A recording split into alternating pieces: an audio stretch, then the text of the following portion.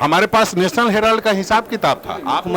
मुख्यमंत्री जो आपके हैं, कांग्रेस जिनको नेता मानती है यूपी में, झारखंड में, तो मुख्यमंत्री पर किस नहीं, उनके विधायक के प्रतिनिधि हैं बरहेट में। आपको प्रतिनिधि तो बहुत लोग रहते हैं। इन बातों का जिक्र कर रहे हैं, आपको याद होगा मांडर विधानसभा में चुनाव प्रचार चल रहा था, आखिरी दिन मुख्यमंत्री भी गए और आप उस सभा में भी थे, जिस सभा में मुख्यमंत्री ने स्पष्ट कहा कि भाई इधर उधर जो घूम करके आ रहे हो, आना मेरे तरफ है। मतलब मुख्यमंत्री ईडी को बकायदा चैलेंज कर रहे थे कि कार्रवाई तो मेरे तरफ करना है। तो नहीं कर रहे थे, वो सच्चाई बता रहे थे। आज देखिए क्या हो रहा है, इधर उधर से ही तो आ रहे हैं वो लोग। इतनी बड़ी हॉर्स ट्रेडिंग हुई, वहां तो ईडी नहीं गई। आसाम गई क्या ईडी? जब मालूम था कि पूरे देश में विधायक लूटे जा रहे हैं, विधायक बेचे जा रहे हैं, विधायक खरीदे जा रहे हैं, तब तो ईडी का काम खत्म था, ईडी नहीं जा सकी। तो आप कुल मिलाकर के बोल रहे हैं कि टारगेट किया जा रहा है। टारगेट तो किया ही जा रहा है, टारगेट तो किया ही जा रहा है। देश में क्या और कहीं कुछ बचा नहीं है, सिर्फ झारखंड में ही है। ईडी की कार्रवाई सिर्फ झारखंड के लिए है। निलंबित आईएएस पूजा सिंघल पर शुरू हुई ईडी की कार्रवाई अब आहिस्ता आहिस्ता मुख्यमंत्री हेमंत सोरेन के करीबियों तक पहुंच गई है।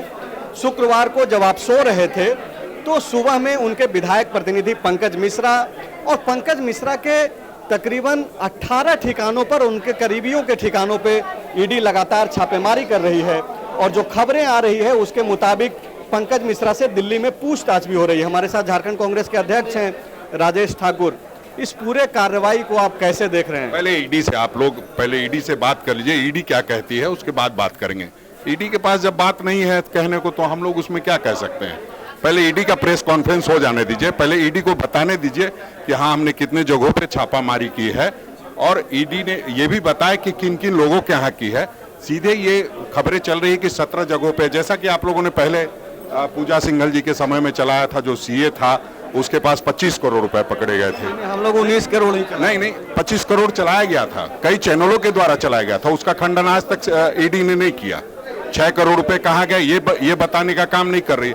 तो पहले ईडी को कार्रवाई करने लीजिए, पहले इस पर बयानबाजी करना ठीक नहीं। कानून अपना काम कर रहा है, उसको करने दीजिए। क्या कांग्रेस, चूंकि ये जेएमएम पे कार्रवाई हो रही है, इसलिए कांग्रेस आप इस तरीके से ऐसा बयान दे रहे हैं? क्योंकि राहुल गांधी को लेकर के तो ईडी ने कोई बयान जारी नहीं किया, लेकिन देश भर में आप लोग प्रदर्शन किए। नहीं बयान जारी कैसे? उनको लगातार 10-10 घंटे बिठाया जा रहा था, तब हम लोगों ने कहा था।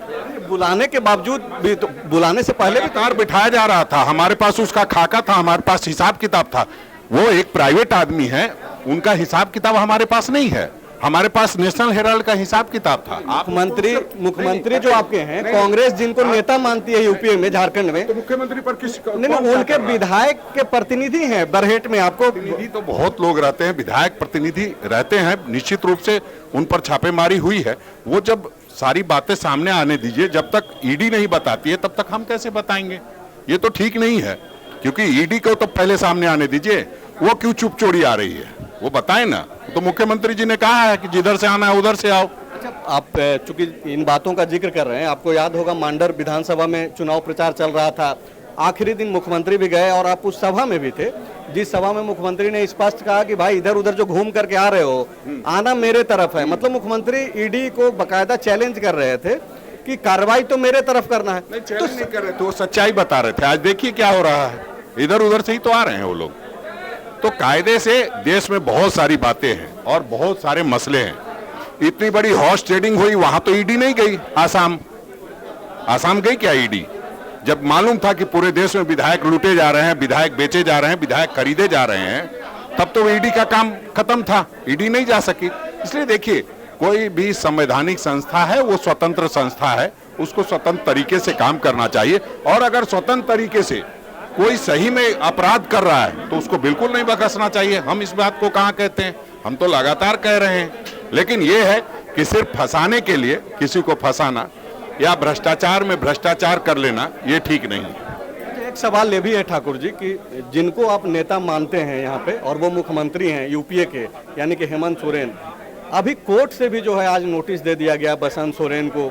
हेमंत सोरेन के करीबी रहे रवि केजरीवाल, आप उनके नाम पे बोल सकते हैं कि भाई उनको तो पहले ही से जेएमएम ने हटा दिया था, लेकिन अभी विधायक भी हैं दुमका से बसंत सोरेन, और उनको सेल कंपनी और खनन पट्टा मामले में जो आज सुनवाई हो रही थी, और उनको बाकायदा नोटिस दिया गया है। इसको कैसे आप देखते हैं? उसका जवाब उसके वकील देंगे, आप उसके लिए परेशान मत होइए।